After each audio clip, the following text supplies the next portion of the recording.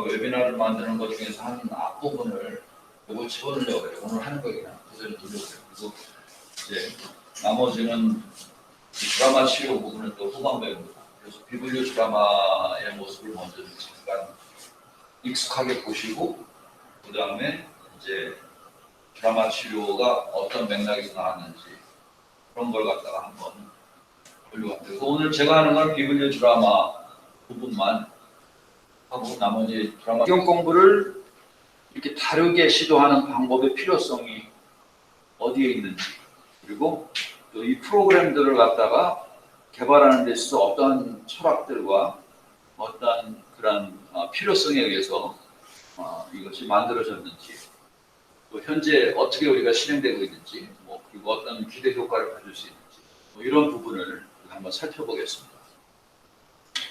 예, 여기 보시면은 한국 교회가 이제 가나안에 정착하고 있습니다.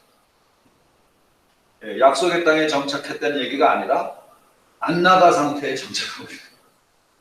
교회를 안 나가는 그런 세상이 돼버렸어요. 저렇게 교회가 많은데 저렇게 밤하늘을 밝히고 있는 네온사인이 저렇게 많은데 이제 교회를 안 나가는 시대가 됐어요. 근데 앞으로 지금 우리 선생님들도 얘기했지만 교회를 많이 짓는다고 하는 것이 과연 의미가 있을까? 그리고 그렇게 많아진 교회를 과연 우리가 물리적으로 채울 수 있을까? 이런 걸 고민하는 시대가 됐죠. 그래서 그 이유가 뭘까? 예, 교인 수가 늘지 않고 교회로 오히려 떠나가는 사람들이 많은 이유가 뭘까? 넘겨주세요.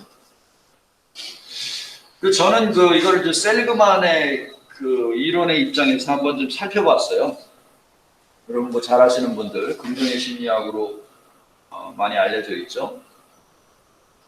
이 긍정의 심리학이라는 말이 우리는 이제 말은 긍정으로다가 이렇게 번역이 되는데 실제로는 긍정 심리학의 대표적인 뜻은 이 두 가지입니다. happiness랑 flourishment이라고 하는 거예요. 그 중에서도 이제 이 사람이 중요한 건 뭐냐면 flourishing이라고 하는 말을 많이 써요.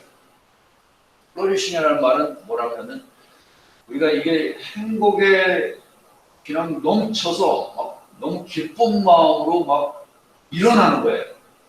막 일어나는데 거기에 열매도 풍성하고 이런 그런 복합적인 뜻이 있습니다.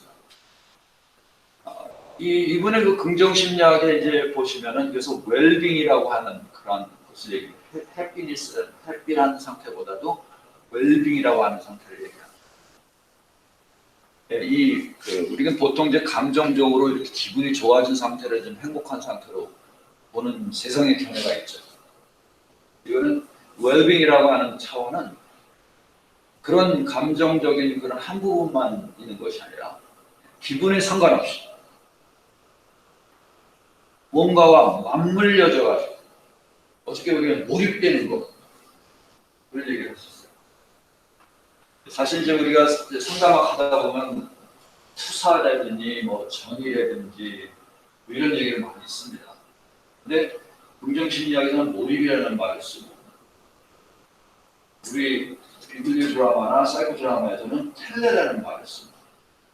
이게 그 상담학적 견지에서는 굉장히 같은 맥락에서 다 발전이 나온 거예요. 근데 프로이드가 말한 투사라고 하는 건 굉장히 부정적인 거죠.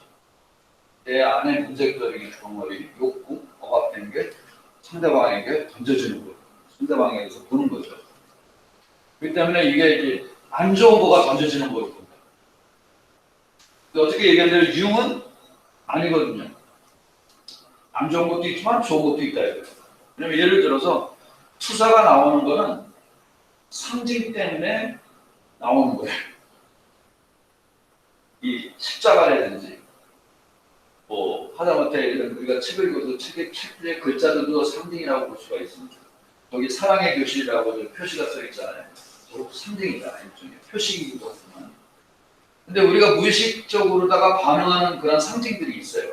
그 상징들은 원형이라고 하는 영혼의 깊은 곳에서 들려오는 그 메시지가 우리에게 던져주는 그런 내용들이 우리에게 이 집단 무의식으로 이렇게 전달된 내용의 상징이거든요. 대표적인 게 십자가입니다. 십자가를 보는 우리 마음이 뭐지? 라고 시작할 수도 있지만 안 믿는 사람은 뭐 신앙에 체험 있는 사람은 십자가로 뭐 눈물이 난다든지 뭐 이런 게 나온단 말이에요. 이게 바로 상징이 우리를 끌어들이는 힘이거든. 거기에 우리가 던지는 것이 던지는 에너지가 바로 투사라고 본 겁니다. 융은. 그러니까 융에게 있어서는 프로이드를 넘어서는 거죠. 부정적인 걸 넘어서요. 그런데 이런 그 상징적인 요소들이 바로 우리를 아까 끌어들이는 힘이 있어. 이제 이쪽 이제 셀리만에 의하면은 이게 그거랑 이렇게 맞물려져 가지고 몰입되어질 때 거기서 진정한 행복을 느낄 수 있다는 겁니다. 근데 오늘날 교회가 사람을 몰입시킬 수 있느냐? 한국말은 몰입이라는 말밖에 안 돼가지고 영어로는 인게이지먼이에요. 인게이지먼이라는 말은 다른 말하면 약혼이라는 말이에요. 남자와 여자가 이렇게 맞물리는 겁니다. 결혼하기로 약속되는 거.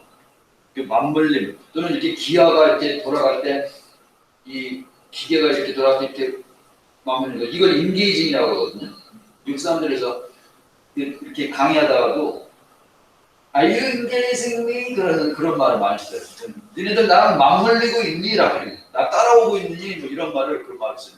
그래서 미국 사람들이 그 말을 굉장히 중요히 여기는데 이 맞물림이라고 합니다. 이게 교회에 과연 있냐 이거예요. 성도들이랑 이게 되는 게 있냐. 성경을 읽을 때도. 그래서 진짜 우리 오늘날 사람들이 말하는 웰빙이라고 하는 거는 기분이 아니라 기분이랑 상관없이 뭔가와 진짜 우리가 맞물림이 될 때 거기에 사람이 흥미를 느끼고 좋아지고 막 이게 뭐 신기충천해가지고 막 뭐 공부도 열심히 하게 되고 노는 것도 열심히 하게 되고 교회 생활도 열심히 하게 되고 이런 것들이 생기실 때 진짜 풍성한 열매가 맺혀집니다. 그게 중요하다는 겁니다. 우리가 사람들에게서 그거를 찾아줘야 된다는 겁니다. 그걸 잃어버린 시대를 살고 있다. 한번 넘겨보세요. 그래서 이제 이 사람이 이제 우리가 긍정심리학을 얘기했지만 여러분 이제 여성들 그 미장원을 가면 뭐 하세요? 하마하고 하셨어요. 염색했어요.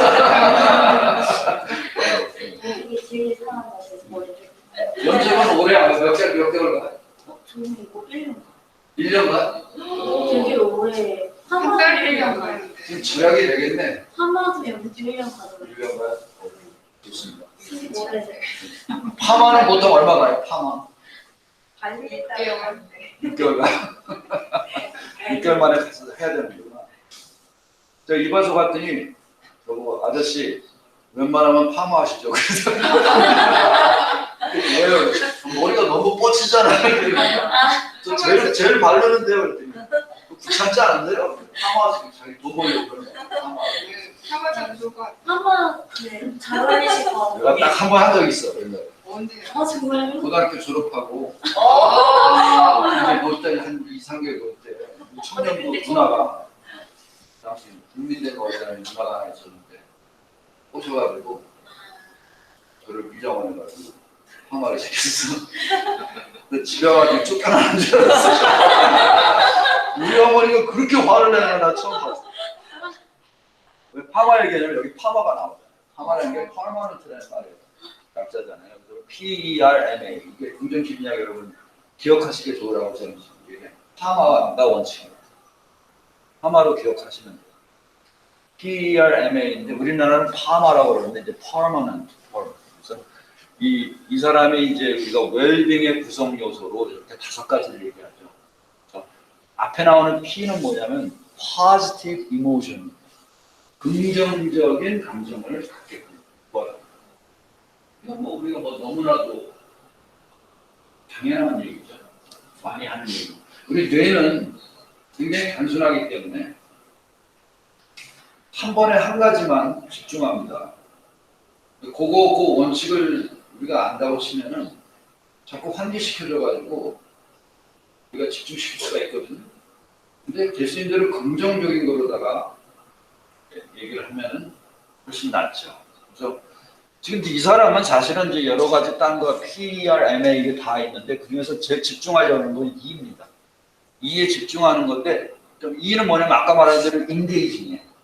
맞물리는 거. 뭔가에 사람들로 하여금 진짜 흥미로운 걸 찾아서 열심히 하게끔 해라, 도와줘라. 그리고 정말 미치도록 하고 싶은 걸 갖다 찾게 해줘라. 그걸 발견하게 해줘라. 이거 제일 중요한 요소로 봐요. R이라는 거 보니까 이게 relationship, positive relation. 그냥 부정적인 관계사가 아니라 긍정적인 관계. 그 다음에 M은 뭐예요? meaning.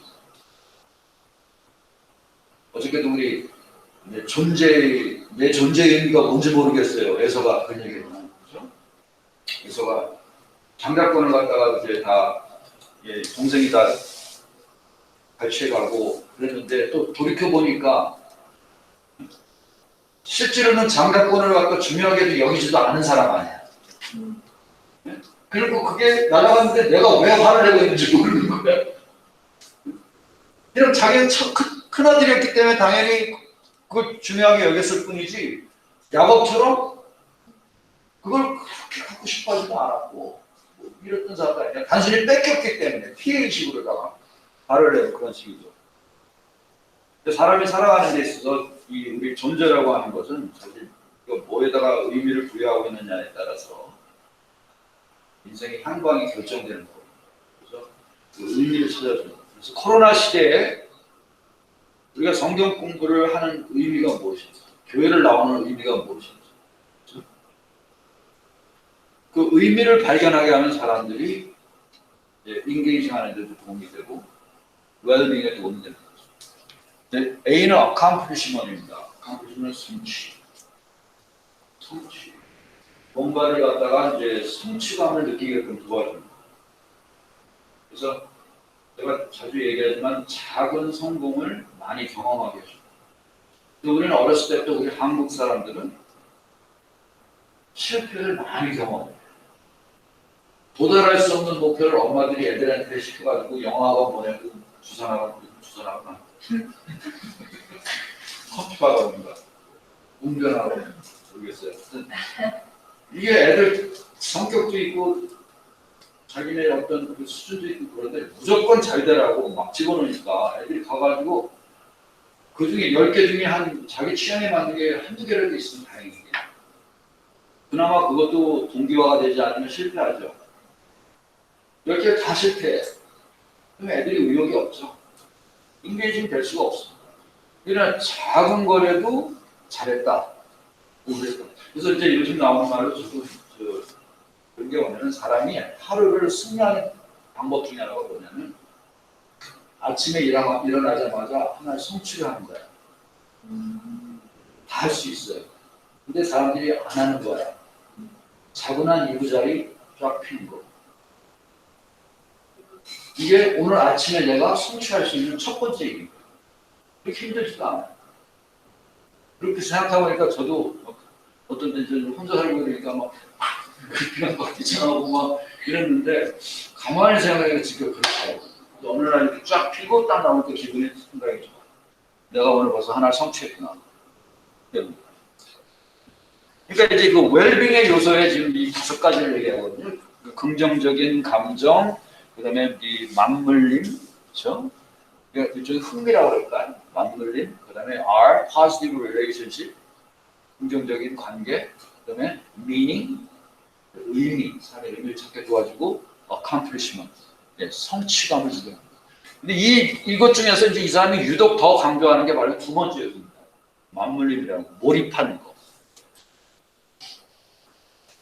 그래서 그 현대인들이 지금 무엇에 몰입되어 있는 걸 갖다가 보여요. 근데 저는 상담에서도 마찬가지라고 봐요. 상담을 우리가 내담자들 상담하다 보면 이 사람들이 원하는 바가 있어요. 제가 그래서 맨날 상담할 때는 뭘 찾으라고 그럽니까? 소망을 찾으라고. 소망을 찾아주는 순간 방어가 내려갑니다. 그리고 소망을 찾아주는 순간 사람이 신나게 돼요. 그게 알아줍니다. 근데 많은 분들이 기분만을 이렇게 공감해 주려고 그러는데 기분은 물론 중요해요. 처음에 그것도 해야 되겠지. 근데 그것만으로는 양이 안 차요. 몰입이 안 되게 돼 있어요. 그래서 소망, 그걸 옛날 말로는 욕구라고 합니다. 이야기죠. 욕구가 우리는 우리 기독교 언어로 말하면 소망인 거죠. 소망을 찾아줘요. 그래서 이제 그 소망을 찾아줄 때 우리 상담에 치료적 동력이 일어납니다. 이 선생님이랑 내가 내 문제를 한번 같이 얘기해 볼 만하다. 무슨 얘기죠?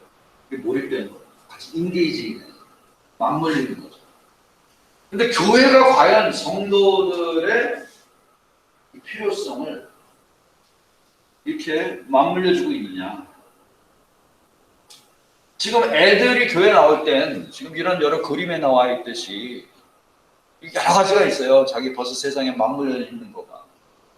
근데 어느 것 하나도 교회가 이것을 이길 수 있느냐? 컴퓨터를 이길 수 있어요, 교회가? 온라인 채팅 많잖아요, 저기. 못 이겨, 교회가.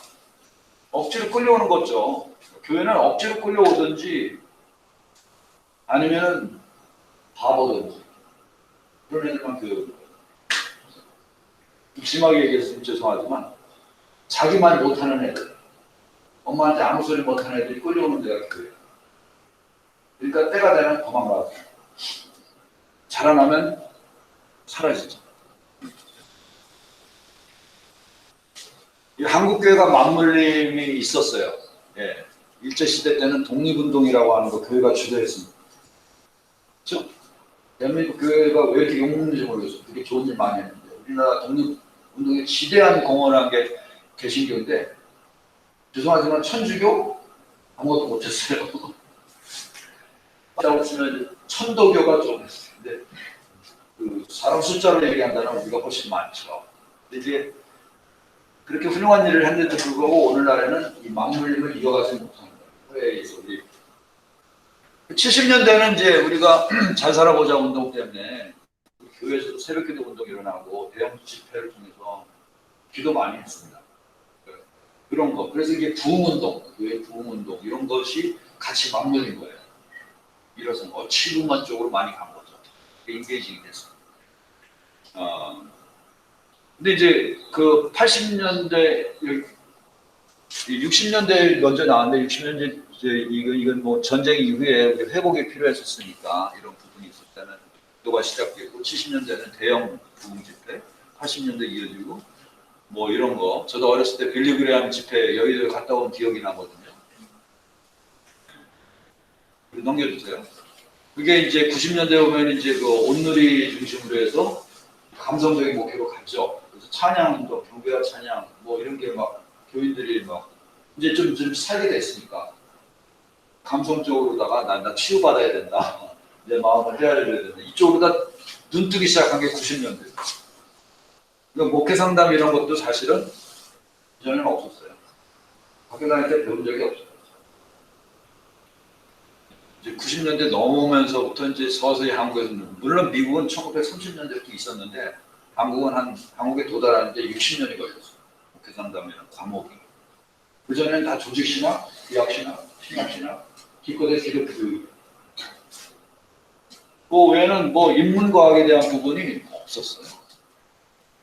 이제 문제는 뭐냐면 이제 2000년도에 넘어오면서 뭐 경배 찬양마다 하고 대형교회가 계속 유지됐는데 이제 서서히 교회가 이제 뭐 세습하고 뭐 이렇게 되고 사회 이슈가 문제가 되고 막 그러니까 사람들이 더 이상 교회에서 맞물릴 수 있는 것들이 없어지죠. 사라지게 되죠. 지금 녹화되고 있는 거죠. 열심히 하고 있는데 녹화가 안 돼서 생상이 안 나서 다시 한번 해야 돼. 이거 집에 가서. 네, 감사합니다. 체크를 해야 돼. 마무리가 가고 이거 봐요. 오늘날 애들한테 이렇게 해놓고 성경 공부 시킨다고 봐요. 네.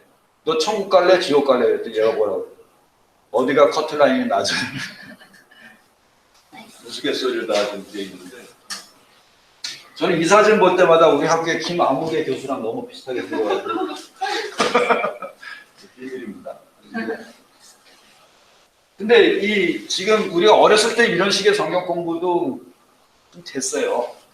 그때는 워낙 교회와 많이면 재밌는 게 없으니까 교회 가서 재밌는 선생님 얘기 들으면 좋은 거였지. 근데 지금은 뭐 이런 거 가지고 누가 이렇게 해갖고 맞물릴 수 있을까? 예, 수고하고 무거운 짐진 자들은 다 내게로 오라라고 예수님 말씀하시고 교회는 이 말씀을 우리가 외치는데 과연 이 보통 사람들도 그렇지만은 이런 어려움 당하는 어린 아이들이나 힘든 애들이 과연 저 메시지를 지금 들을 수 있을까? 이게 전달이 되고 있을까? 문제는 저는 아까 말씀드린 좌뇌라고 생각합니다. 좌뇌가 필요하죠. 필요한데 좌뇌만 사용하는 게 문제인 거예요. 제가 저기 제가 어느 도봉 어디 교회인데 결혼식이 있어서 갔다가 화장실 갔더니 예상에 이 변기 위에 이게 다 붙어 있어. 부담스러워. 성경 구절이 이렇게 많아요, 그냥. 와, 그래서 정말 좀 참아줬습니다. 본당에 갔더니 교회 글자로 도배를 했어요. 성경 구절로. 내가 한국교회 와서 놀라는 게 뭐냐면 너무 정치적이야. 새벽별로 이런 복음들, 이런 기호들, 깃발이 다 글자로다가 도배를 하고 있어요. 여러분 미국이나 유럽 같은데 교회는 가보면 될 수 있는 글자가 없습니다. 그게 우리 한국 교회랑 차이점이에요. 대신 그림이 있어요. 상징들. 어린 양 예수, 정령의 불꽃, 여러분 그 교회 깃발들 있죠, 배너들. 미국 교회 같은 경우는요, 할머니들이 이렇게 주중에 계속 이거 컬팅해가지고 그거 만들어요. 그래서 이 창고에 가면은 이 깃발들, 배너들이 굉장히 많아요. 저는 이제 미국 교회 때 작은 교회니까 제가 가가지고 고르는 거예요. 이번 주에 고르는 거예요. 되게 이제 교회력에 대해서 올리는데 색깔들, 녹색, 빨간색, 뭐 보라색, 그다음에 또 뭐 흰색 이런 그 액션이죠. 그거에 따라서 교회 오면은 마치 진짜 너무 기분이 좋은 거예요. 환해지고 뭔가 좀 이렇게 글자로만 보던 그 문서로만 보던 걸 떠나서 뭔가 영감이 들어오는 거. 또 우리가 그 운해적인 그러한 그 감각들, 예술적인 감각들을 너무 잃어버립니다. 여기 보시면 이제 뭐 뇌에 대한 이야기 뭐 이건 뭐 그러니까 자세하게 얘기할 필요는 없는데 문제는 뭐냐면 이 지금 그림을 갖고 온 이유는 뭐냐면 이 청소년들 같은 경우에 우리가 얘기했듯이 이 감정의 뇌에 이렇게 만약에 고착돼 있으면 이 이성의 뇌 쪽으로다가 전도의 피질로다가 가기가 어렵다는 거죠. 그렇죠. 내가 지금 가정일로다가 힘들고 화가 나고 막 짜증스러운데 오늘 학교 왔는데 수학 시간에 수학이 들어오겠어요. 그런 애들 매일 때린다 그래가지고 수학 공부 하루아침에 잘 되나? 아니거든요. 얘네들이 감정을 풀어줘야 되거든요.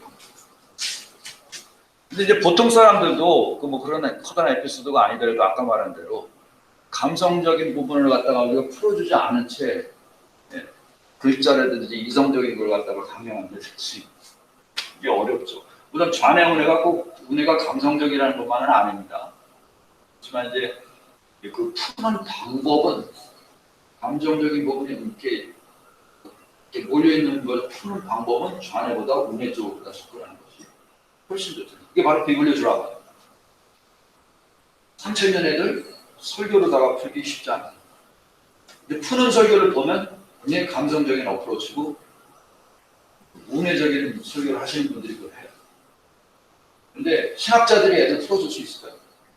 논문으로 갖다가 발표할 때 애들이 풀릴 수 있을까요? 부흥사가 신학자처럼 논문 읽으면 사람들이 올까요?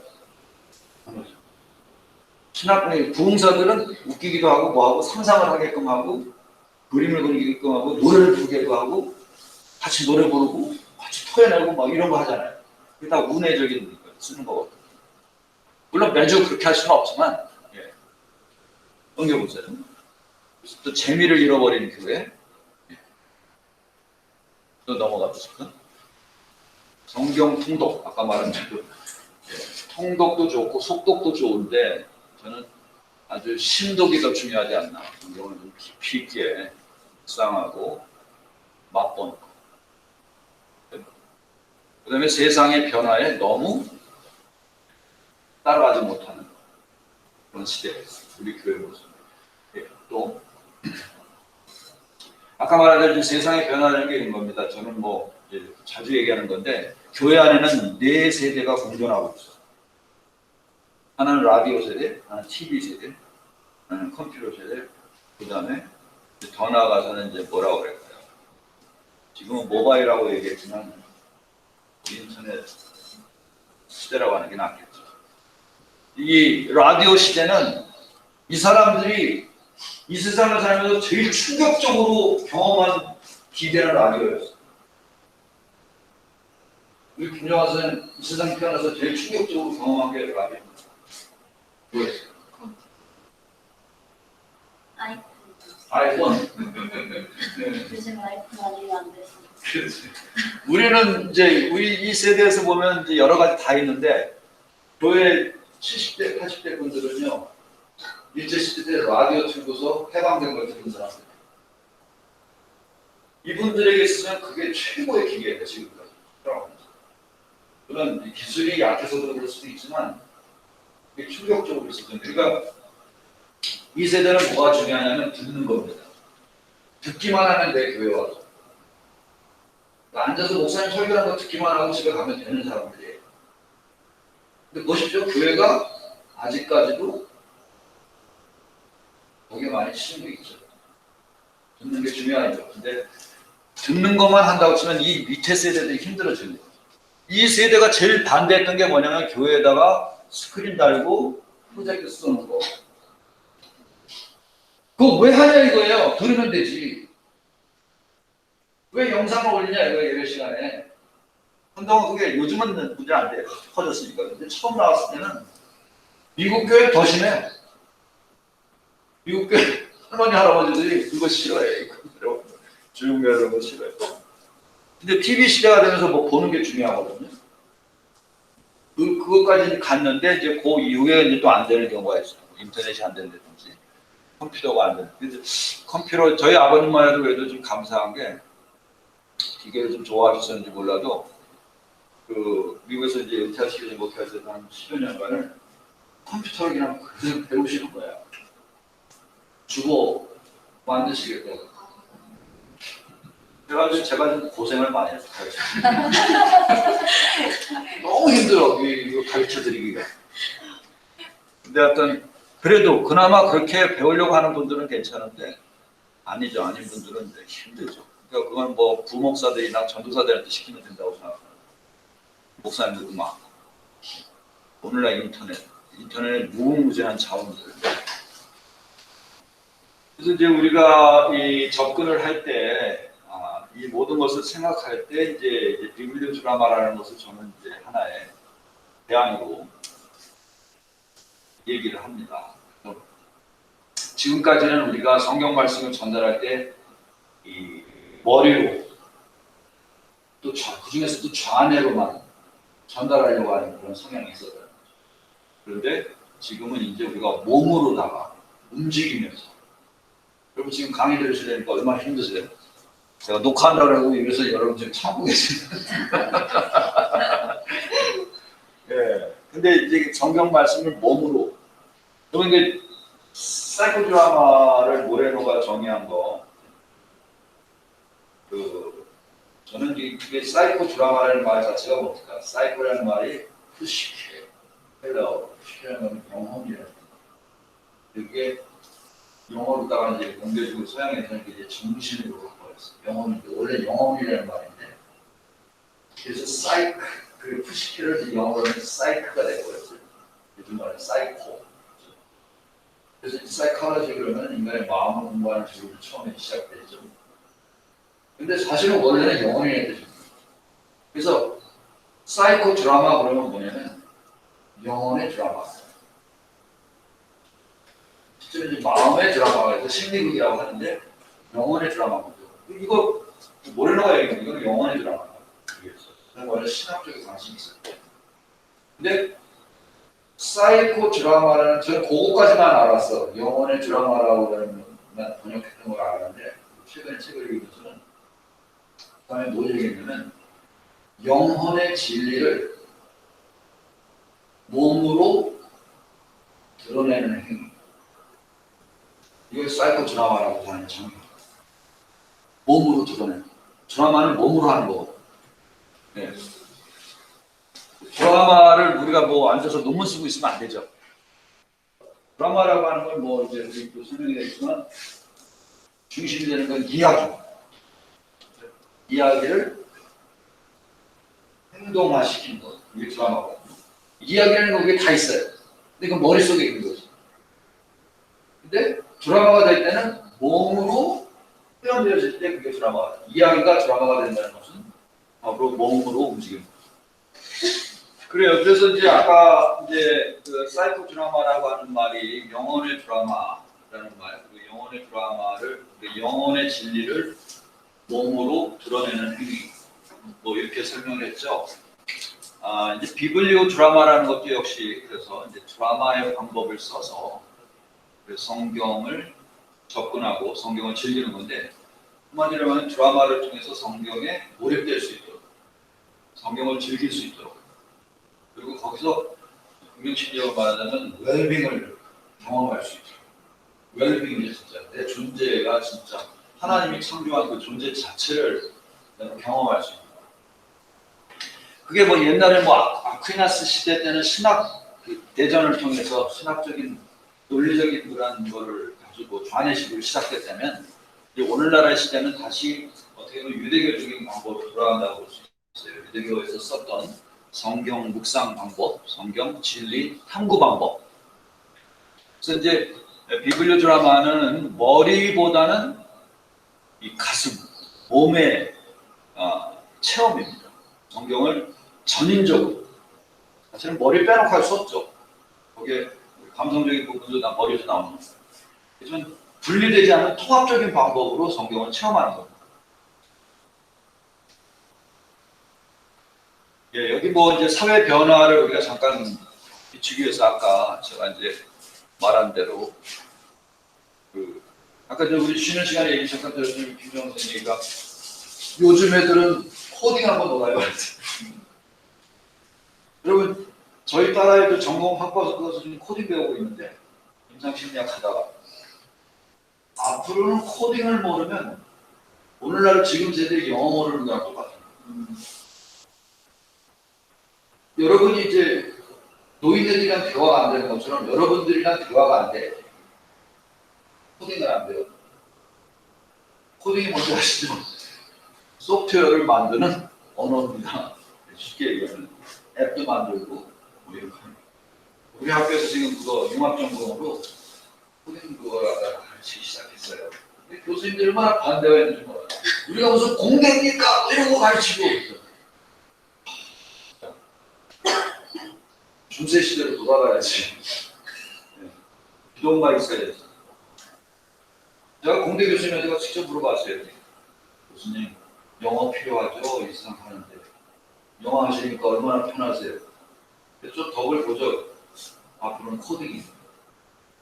코딩을 모르면 살 수가 없습니다. 지금 벌써 그렇게 돼가고 있다는 거죠.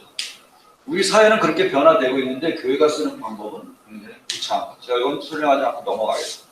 필요한 게 아니니까. 그 다시 우리가 교회에서 회복해야 될 부분, 그리고 그러면서 교회의 그 메시지가 제대로 전달되기 위해서는 이제는 그 언어적인 부분뿐 아니라 비언어적인 부분을 우리가 잘 개발할 수 있고 감지해낼 수 있는 능력이 있습니다. 소위 말하는 게 이제 유치원 교육이나 어렸을 때 교육은 상당히 비언어적인 모습 많죠. 그림 그리든지 율동을 한다든지 움직인다든지 무용을 한다든지 이런 부분들. 어느샌가 우리가 다 잊어버린 거죠. 중고등학교 가면서 보통 잊어버려요. 이런 것들 우리 어른이 다시 찾자 이겁니다. 성경을 공부하는 데 있어. 우리가 이제 또 한 가지 비블리오 드라마에서 중요하게 여기는 노는 거예요. 저는 비블리오 드라마가 뭐냐면 성경 가지고 노는 거다 이렇게 설명하는데 왜 놀아야 됩니까? 여기? 노는 게 회복하는 거. 노는 게 우리가 성장하는 거거든. 우리가 놀지를 못해가지고 문제가 생겨요. 놀이의 반대말이 우울입니다. 병이죠. 그렇죠? 가족관계, 대인관계 모든 문제들. 그래서 노는 방법으로 우리가 이걸 풀어줘요. 그러니까 성경을 타는 거예요. 몸으로 전인적으로 드라마를 들어가는데 거기서 또 한 가지는 재미있게 놀이를 통해서 들어가는 거죠. 그래서 인게이징이 될 수 있도록. 네, 청소년들의 문제들 이런 거 있는데 뭐 이것도 그냥 넘어가겠습니다. 예, 우리 교회에서 지금 인지적인 호소, 설교 1번, 2번, 첫째, 둘째, 셋째 이거 참 피곤하죠. 저도 그러는 경향이 큰데 아주 참 힘듭니다. 그래서 변화가 별로 안 돼요. 넘겨가시면. 그래서 비블리오 드라마를 우리가 실시할 때 굉장히 커다란 효과가 있는데 저기 보세요. 이게 지금 여기 지금 놀고 있는 사람들이 누굴까요? 목사님들이에요. 여기 뒤에 앉아 있는 분들 누굴까요? 안 노는 분들.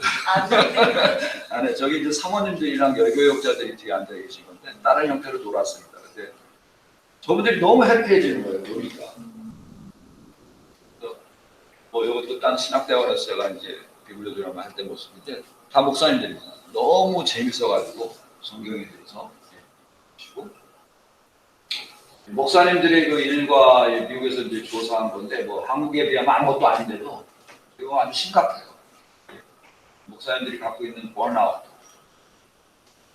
이게 다 목사님들이 쓰는 방법들이 너무 한정되어 있어요. 옛날 방식이나 뭐 구태의연한 방식을 쓰고 있기 때문에 교인들이랑 맞물리지 못하고 그리고 자꾸 실패감을 맛보고 성취감 없이 플러리싱이 안 되는 겁니다. 보시고요. 예, 이건 옛날 그림이긴 하지만 예, 여기 다 계시네요. 여기 오늘 잘 보시고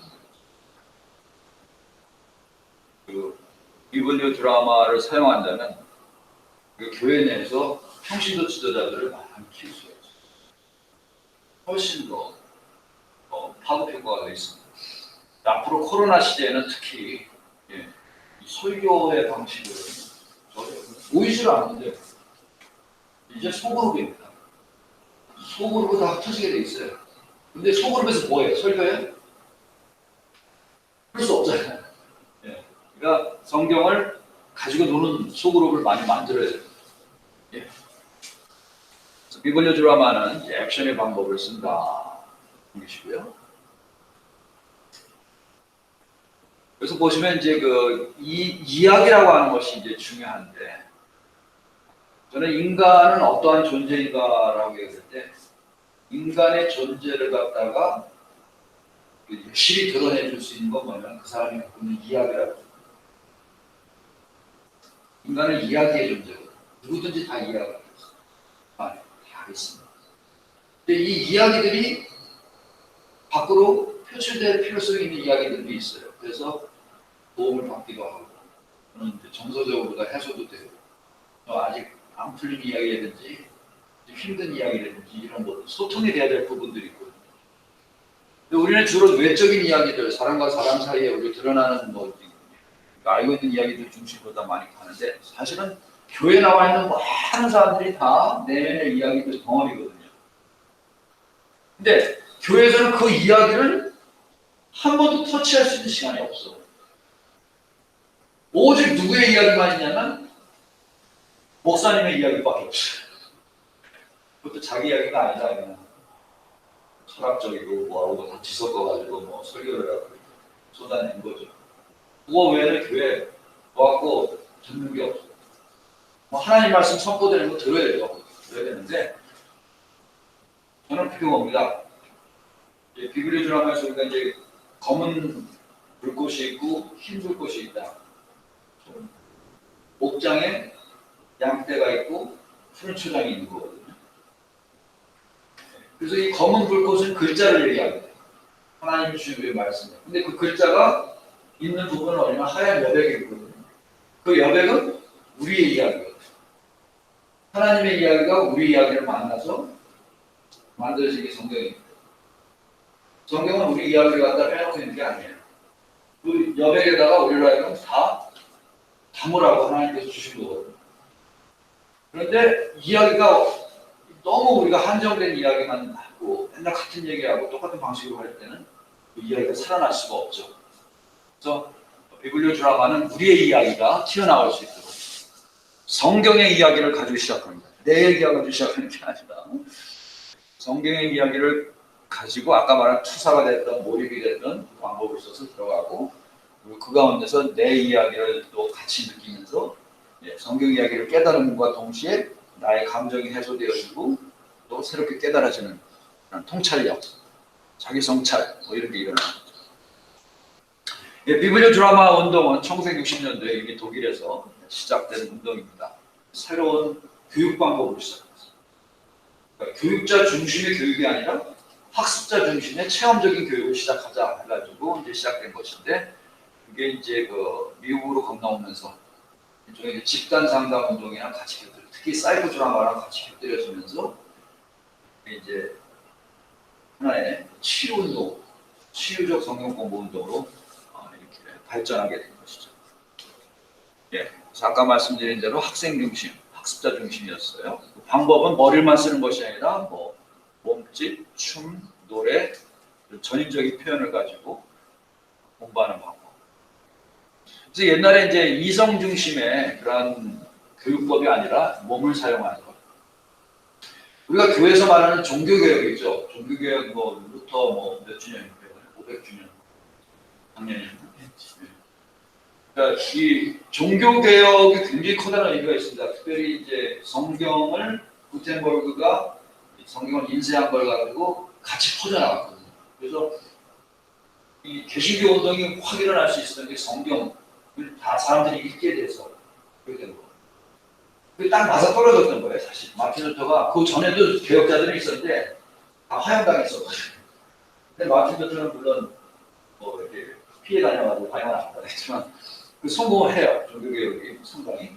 그 이유는 그 타이밍이 인쇄술이랑 맞물려서 성경이 출판되고 막 퍼져나가기 때문에 이제 성공했다고 볼 수 있는데 오늘날 우리가 종교개혁을 볼 때 한 가지 이제 우리가 종교개혁을 넘어서야 될 필요성이 있는 게 뭐냐면 성경에 와서 나와갖고 하나님 말씀을 읽는 건 좋았는데 이전에 글자를 갖고 있지 않던 사람들이 성경을 이해하던 방식이 있어요. 그거를 잃어버린 거예요. 그때.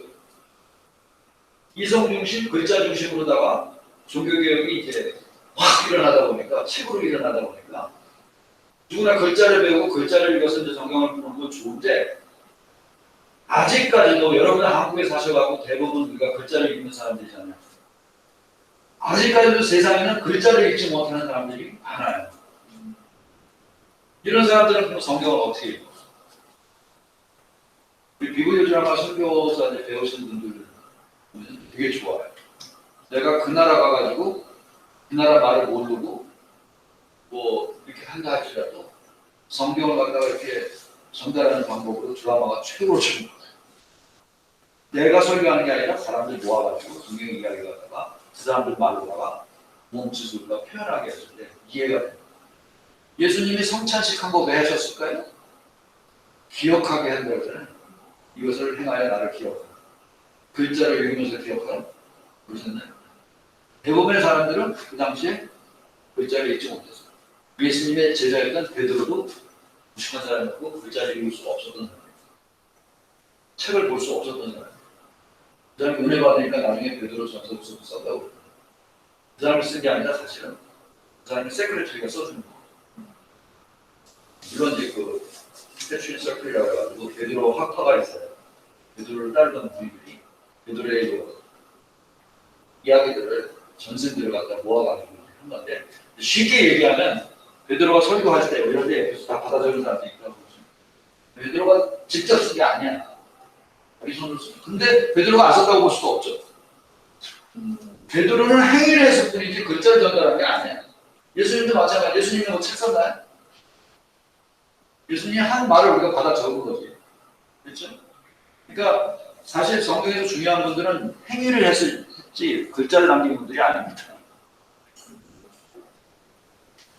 근데 그렇다고 뭐 책 쓰지 말아야 되니까 아니라 책 쓰려고 하는 분들한테 그건 그대로 필요해요. 근데 제 얘기는 뭐냐면 이 종교개혁의 하나 이제 우리가 종교개혁 때문에 잊어버릴 게 많아요. 예를 들어서 글자를 너무 강조하다 보니까 오늘날 교회에 글자만 있는 거야.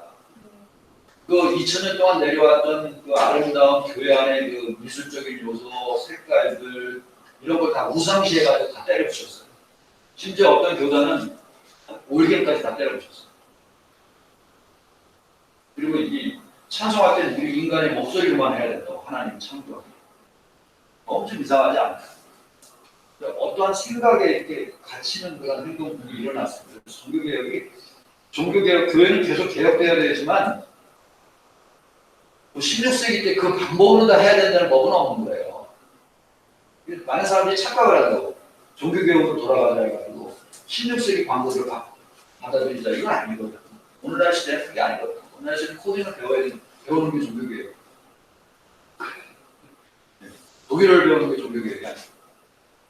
예, 하여튼 그 옛날에는 그 교육자 중심으로 이성 중심의 그런 교육을 했었는데 이제 독일 사람들이 1960년대에 이르러서 학습자 중심의 그것도 글자가 아닌 몸의 방법으로 성경을 전달하는 방법을 연구하기 시작합니다. 그게 이제 게르하르트 마르틴 교수라고 여러분 번역된 책이 있죠. 예, 비블리오 드라마의 기원. 예, 그래서 이제 이 독일 사람들이 60년대 그렇게 이제 새로운 교육 방법을 썼다고 해가지고 거기서부터 비블리오 드라마가 만들어진 것이 아니라 비블리오 드라마의 기원은 훨씬 더 오래전에 있었다는 겁니다. 그게 바로 유대인들이 구약 시대에 성경의 뜻을 찾아 막 이렇게 활동하던 그런 방식. 우리는 시편이 뭐 가만히 앉아서 이렇게 부르는 뭐 신주하는 게 아니라 하나님을 찬양하는 성가대에 모든 찬양과 율동이 다 들어간 노래들이거든요. 우리 그렇게 안 보고 있잖아요. 시편하면 그냥 뭐 앉아서 조용히 앉아서 읽는 거로 가요. 시편은 그게 아니거든요. 율동하고 찬양하면서 불렀던 노래거든요. 유대인들은 성경 말씀을 묵상할 때 절대 이렇게 가만히 앉아서 뭐 오늘날 뭐 이렇게 논문 쓰듯이 그렇게 하지 않았다는 거죠.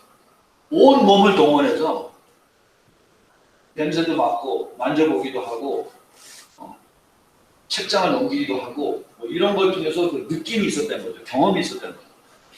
그래서 이제 그 성경을 해석한다는 것, 그러면 주석이라는 말이 있죠. 성경을 해석하는 것을 바로 알려서 미드라시라고 얘기해요. 성경에 있으면 성경의 뜻을 찾아내는 행위. 이게 미드라시예요. 이제 조라시오라고 하는 말에서 나오는데 찾다라는 말이에요. 제가 이제 목회할 때 우리 성가대가 만들어졌는데 성가대가 있는데 성가대 이름이 없는 거예요. 목사님 성가대 이름을 줘주십시오 해가지고 그러면 조라시오라고 주세요. 조라시오? 소리 들었슈? 있는 거예요? 춘천역 이름이 많아가지고 조라시오? 이건가요?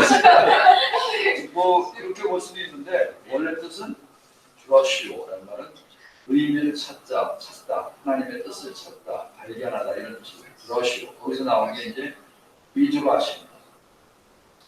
이제 그게 거기서 어원에서 나왔다고 벌써 좀 드라마라는 말이 어디서 나왔을까 하는 것도 그 같은 맥락으로 봐요. 드라마라는 거는 우리 행위를 통해서 뭔가를 찾아내는 거. 드라마라는 건 뭔가 행위를 통해서 뭔가를 찾아내는 건데 아까 말한 대로 사이코 드라마는 뭡니까? 영혼의 진리를 몸으로 드러내는 행위라고 그러잖아요. 그러니까 비블리오 드라마는 뭡니까? 성경의 진리를 몸이라는 말은 전인적으로 찾는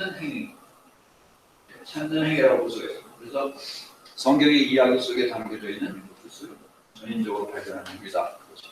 이게 이제 내려오면서 현대 정신분석학, 특별히 심층심리학에서는 이제 사이코 드라마 말씀드린 이제 야콥 모레노의 심리극의 기법을 많이 다량 수용하게 됩니다. 이게 이제 미국에서 피터 피첼이라고 하는 학자가 원래 이런 사이코 드라마를 하던 분이었어요. 이분이 이 비블리오 드라마를 이제 끌어안으면서 발전시킨 형태가 이제 사이코 드라마를 갖고 들어오는 거죠. 오늘 오후에는 우리가 레아와 라헬의 부분을 사이코 드라마의 방법으로 접근할 거예요. 근데 비블리오 드라마가 반드시 사이코 드라마적인 방법으로만 하는 건 아니에요. 아까 여러분이 얘기하셨듯이 비블리오 드라마는 누구든지 할 수 있어요. 특정한 방법이 있다고 얘기할 수 없습니다. 누구만의 방법이 맞다고 얘기할 수 없어요. 여기서 주일학교를 가르쳤던 선생님은 다 할 수 있어요. 그럼 다 하셨던 거예요, 비블리오 드라마.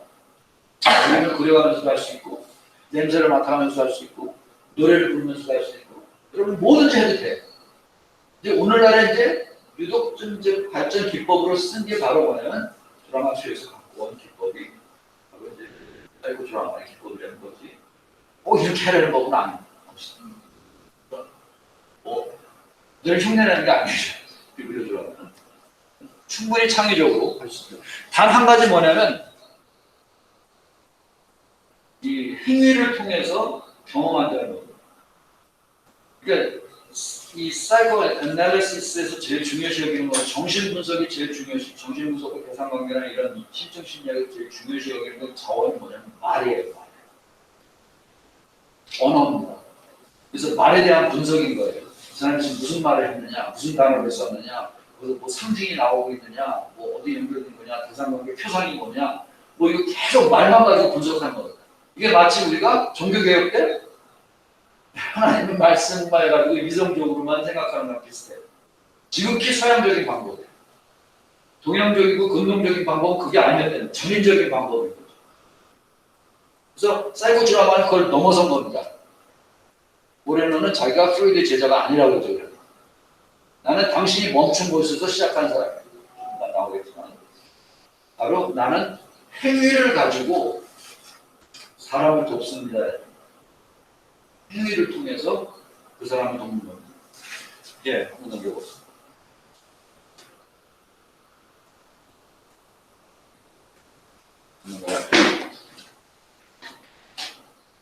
이제 어느 한계가 있는데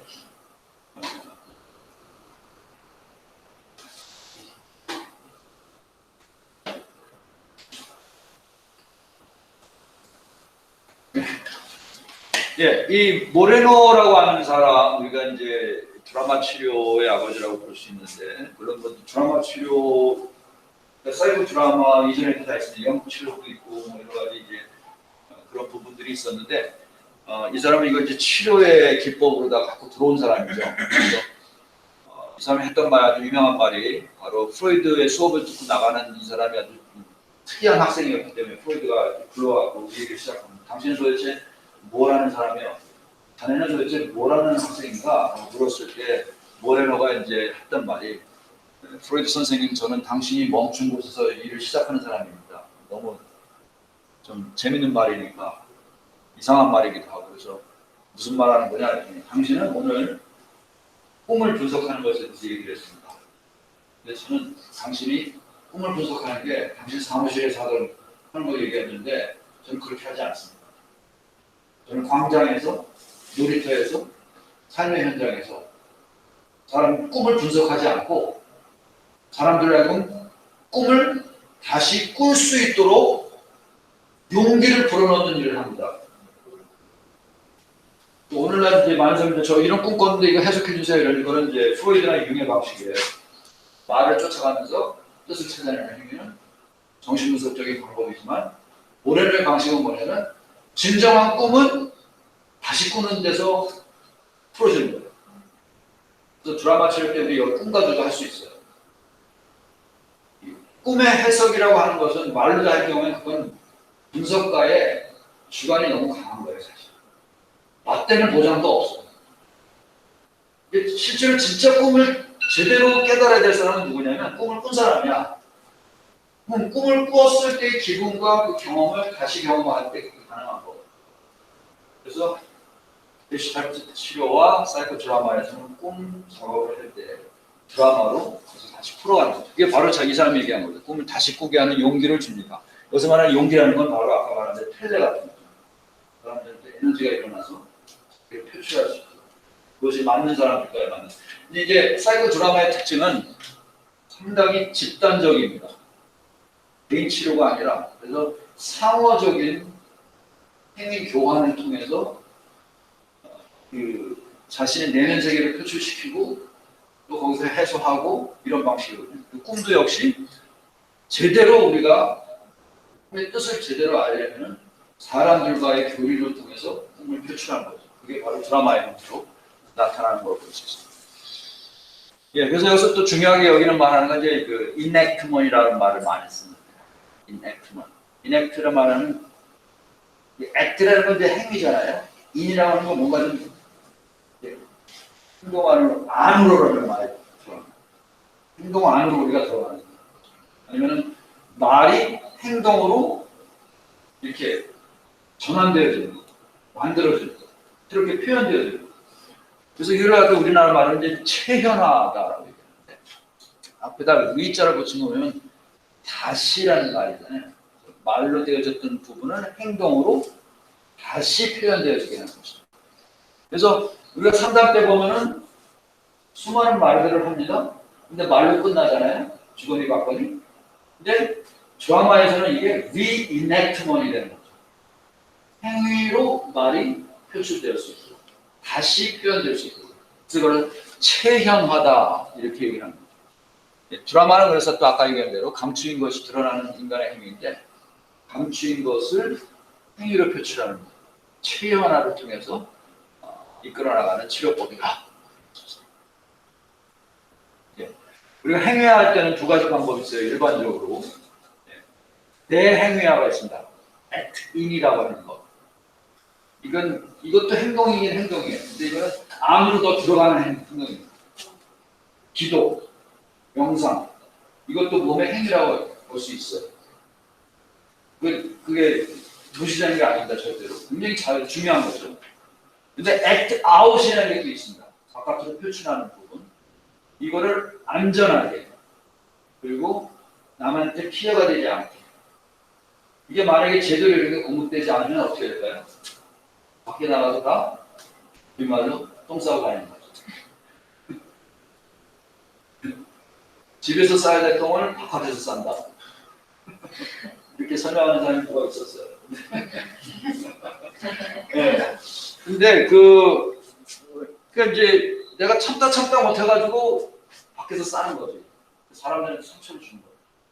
사이코드라마는 안전한 상황에서 그것을 표출시키는 여기서 감정이 해소가 되고 새로운 통찰력을 얻고 그 다음에 어떻게 액트아웃 하는 거지. 훈련을 받습니다. 그래서 이걸 이제 역할을 통해서 표출되어지고 역할을 통해서 새롭게 발전되는 형태. 이제 왜 행위하다? 자기 표현이죠. 뭐 이런 개념들을 가지고 비블리오 드라마에서는 이제 인간 내면에 있는 저항과 갈등을 발견하고 정화해내는 그런 효과를 갖고 옵니다. 그러니까 성경의 이야기로 들어가는데 성경의 이야기를 뭐 사람들이 선택할 때는 아무거나 선택하지 않죠. 특별히 내가 투사가 되는 성경 구절을 성경 이야기를 우리가 고르게 됩니다. 대체적으로 우리가 설명하는 어저께 같은 경우도 에서와 야곱 그렇죠? 비블리오 드라마가 다루는 그러한 이야기들은 대체적으로 갈등의 이야기입니다. 그게 한 개인이 안에 있는 자기 내면의 갈등이든지 아니면 사람 사이의 대인 관계적인 갈등이든지 이렇게 분리해서 볼 수는 없는데 대체적으로 갈등을 갖고 있는 얘기를 우리가 선택합니다. 그게 바로 드라마입니다. 그러니까 이야기와 드라마의 차이점은 뭐냐면 드라마도 이야기죠. 두 가지 차이점이라면 드라마는 그 갈등을 극복하는 이야기가 드라마고 보통 이야기는 다 이야기라고 할 수 있어요. 근데 특별히 갈등이 있는 이야기를 갖고 와서 갈등을 극복하는 것이 드라마.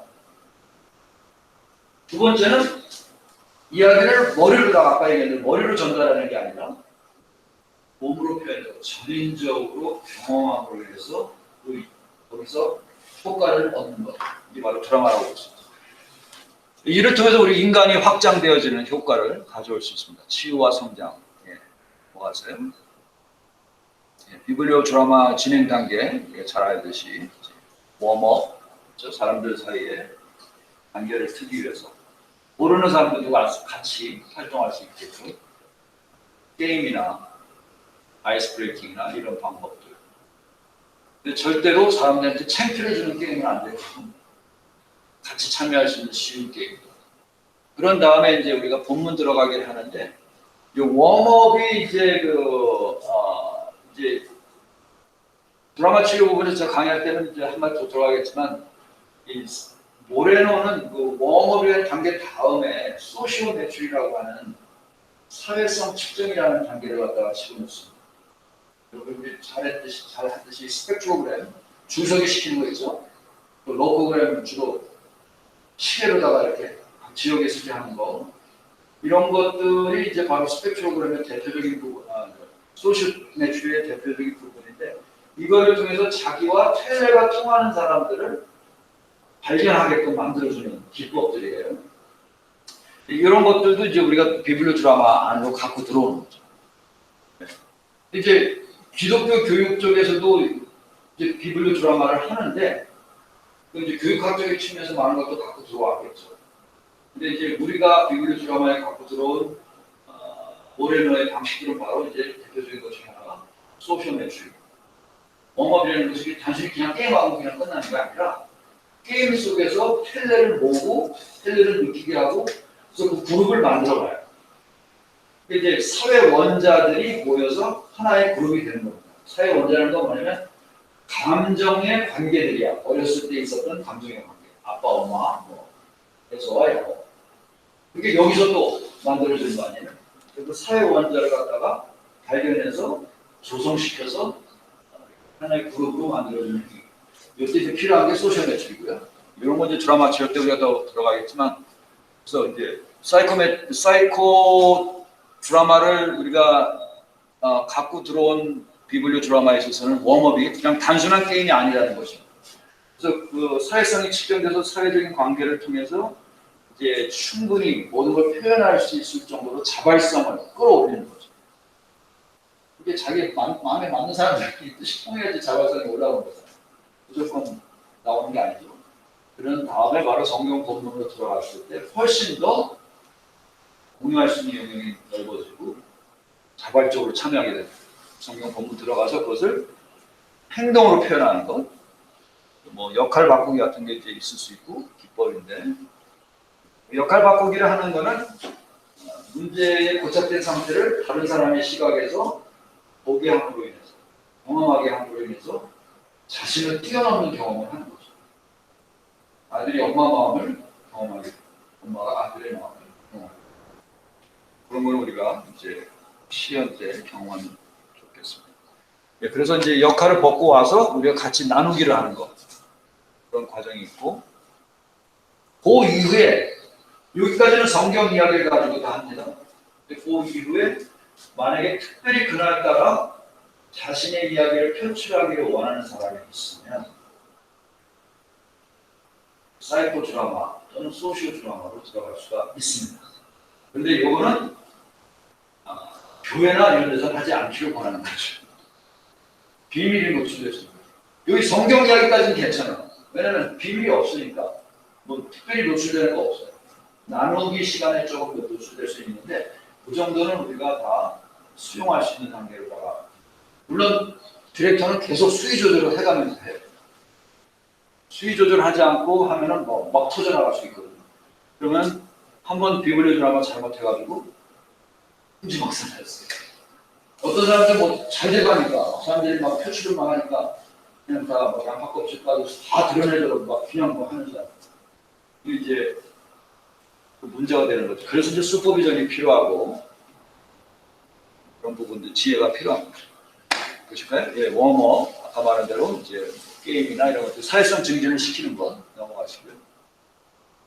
그 다음에 이제 우리 사회성에 의해서 사회 원자가 구성되면은 바로 이렇게 소그룹으로 들어가서 토론할 수 있게 하고 또 여기서 성경을 깊이 있게 서로 관찰하고 문의하고 넘어가시면 그다음에 이제 드라마의 상태로 하는 것이죠. 이야기 안으로 들어갑니다.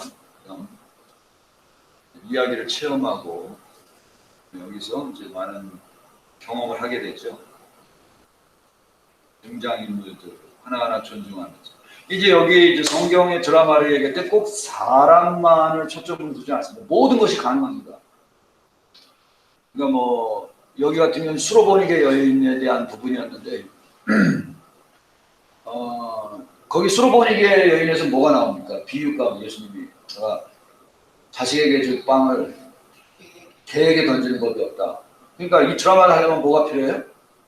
개가 필요해서 제가 개를 갖다 이렇게 하나. 그래서 개가 한번 되게 했거든요. 개가 되는 경험을 했어요. 그랬더니 막 너무 막 심각한 거 처음 이제 경험했던 거죠. 그래서 이게 빵입니다. 이 저기가 목사님 사모님이 됐어요. 청년인데 시카고에서 못하고 있습니다. 지금. 네. 어떤 이런 그런 경험들이 아주 소중하게 성경을 깨닫는 그런 계기가 되죠. 넘어가면 걔도 한마디 했죠. 쟤도 걔를 시켰었구나. 예. 예, 이런 이 성경을 이렇게 재미있게 한번 다시 돌아보는 겁니다. 절대로 우리가 성경의 이야기를 훼손시키지는 않아요. 다만 성경의 행간에 아까 얘기하신 대로 우리는 맨날 야곱과 에서를 어떤 정해진 틀로만 봤었는데 그 이야기 배후에는 에서와 야곱 편을 들어도 엄마와의 갈등이 있거든요. 그거는 그 집안만의 갈등이 아니겠죠. 모든 사람들이 다 비슷한 것을 느낄 수 있는 건데 그런 것들, 그런 모든 것을 다 끄집어내서 우리가 비블리오 드라마를 갖고 올 수가 있겠죠. 예. 아까 말한 대로 때로는 나와 있는 역할들을 바꿔서 서로 볼 수 있게 합니다. 자, 여기 그 역할이라고 하는 것이 이제 사이코 드라마에서 더 설명을 하겠지만 이 정신분석에서는 자아라고 하는 것을 많이 강조합니다. 결국 정신분석의 얘기는 자아를 강화시키는 거예요. 그래서 자아를 잘 강화시켜서 현실 감각을 갖다가 세우고 또 무의식적인 것도 잘 이렇게 설득시키고 적당히 눌러놓자는 거예요. 누르기보다 이렇게 도닥거릴 수 있는 능력이 있게끔 하자는 거예요. 근데 모레노는 그럼 그 자아라고 하는 것이 일상생활에서 어떻게 표출되느냐, 무엇으로 보여줄 수가 있느냐, 그리고 그 자아를 어떻게 강화시킬 수 있느냐, 이거 아주 구체적으로다가 얘기한 것이 바로 뭐냐면 역할 훈련입니다. 그래서 우리가 드라마에서 보여주는 건 다 역할이에요. 사람들이 보여주는 그런 액션들은 다 역할입니다. 그 역할을 보고서 내가 상처받기도 하고 그 역할을 보면서 내가 뭐 더 뒤집어지기도 하고 뭐 그렇게 되는 거 아니겠어요? 그런데 그 역할을 이제 내 역할을 넘어서 상대방의 역할을 또 경험하고 그것이 전환되면서 새로운 시각을 열게 되고 그래서 공감을 할 수 있는 그런 시각이 열게 되고 그러니까 이 자아가 확장되는 방법을 그냥 정신분석에서는 말로다가 풀어가면서 뭐가 무의식이 뭐가 억압되고 이런 방법을 했었지만은 사이코 드라마에서는 그 역할이 어떻게 표출되고 있는지 거울처럼 자기 모습을 보게 하고 그런 다음에 내가 하는 역할에 대해서 상대방은 또 어떤 역할로 나를 만나고 있는지 그것을 보게 하고 그래서 그 역할을 넘어설 수 있는 새로운 역할의 창조를 경험할 수 있는 계기를 마련해주고 그래서 그 계속 역할이 이어진다고 볼 수가 있습니다. 그래서 이 드라마에서 중요하게 다루는 부분이라고 할 수 있죠. 네, 거의 다 됐습니다. 네, 그런 역할을 이제 맡은 것을 다 드라마가 끝난 다음에 우리 각자 자리에 들어갈 때 해제를 시키고 디롤링이라고 하거든요. 역할 덮기라고 하죠. 나는 황원영입니다. 야곱이 아닙니다. 그래서 외치게 하는 거지. 몸을 막 풀어서 더 이상 그 역할을 안 한다는 표시를 한 적이 있죠. 그런 다음에 모여서 오늘 드라마 할 때 어떤 것을 경험했고 어떤 일들이 일어났는지 서로 나누고 주인공뿐만 아니라 참여했던 모든 사람들의 경험도 나누고 그래서 같이 새로운 것을 만들어가고 발견해나는 이 나누기가 사실은 제일 중요한 부분이죠. 드라마는 그날의 드라마는 어떻게 갈지 몰라요. 이 그룹에 따라 달라질 수도 있고 그래서 꼭 디렉터만의 책임을 안 볼 수는 없어요. 그 디렉터가 굉장히 예민 아주 경험이 많아서 이렇게 다 충분히 끌고 가는 게 굉장히 중요한 건데 그럼에도 불구하고 어떻게 갈지 몰라요. 같은 이야기가 해도 다 달라요. 그렇지만 그거를 다 커버할 수 있는 게 바로 언제냐면 나누기 시간입니다.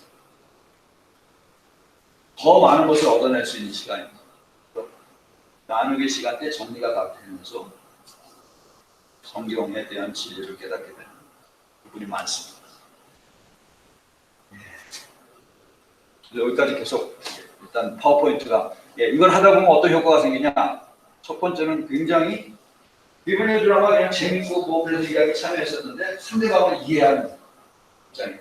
어떻게든 야곱했던 사람이 야곱만 나는 오늘 야곱 기분이라 야곱게 적었는데 애서를 이해하게 엄마를 이해하게 그럼 공감력이 굉장히 향상됩니다. 두 번째는 자아탄력성 아까 말한 대로 그 역할들을 가지고 표출해내고 또 새로운 역할을 갖다 경험하고 이렇게 함으로 해서 여지껏 자기가 살아왔을 때 한정됐던 역할을 넘어서는 그런 훈련이 되죠. 자아탄력성이 굉장히 높아집니다. 그래서 이 역할 연습이라는 것을 하게 되죠.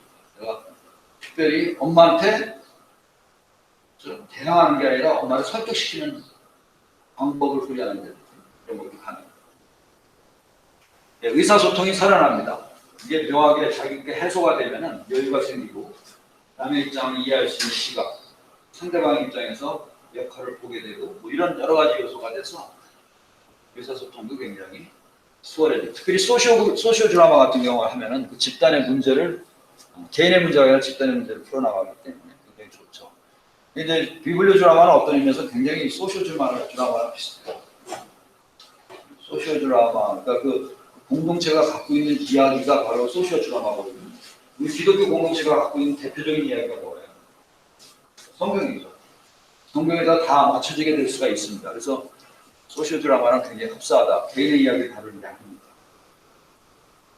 아시고 그래서 또한 이제 이거를 하다 보면 굉장히 신앙적으로 성경이 이런 책인지 몰랐다. 하나님이 이런 시각을 갖고 계셨는지 난 몰랐다. 이번에 새롭게 알게 됐다. 그래서 영성에 대한 부분이 굉장히 달라지고 성장하는 통합적인 부분이 있을 수 있습니다. 예, 그래서 비블리오 드라마는 뭐 여기까지 하고 드라마 치료 때 강의를 이어가도록 하겠습니다. 수고하셨습니다. 여러분 녹화에 참여하시는 녹화 잘하셨어요. 방법으로 가야 될 것 같아요. 이명환 씨는 그 모레노는 말 안 하고 델카 모레노가 처음 얘기한 거예요? 그럼 아, 노래가 만든 건데 이제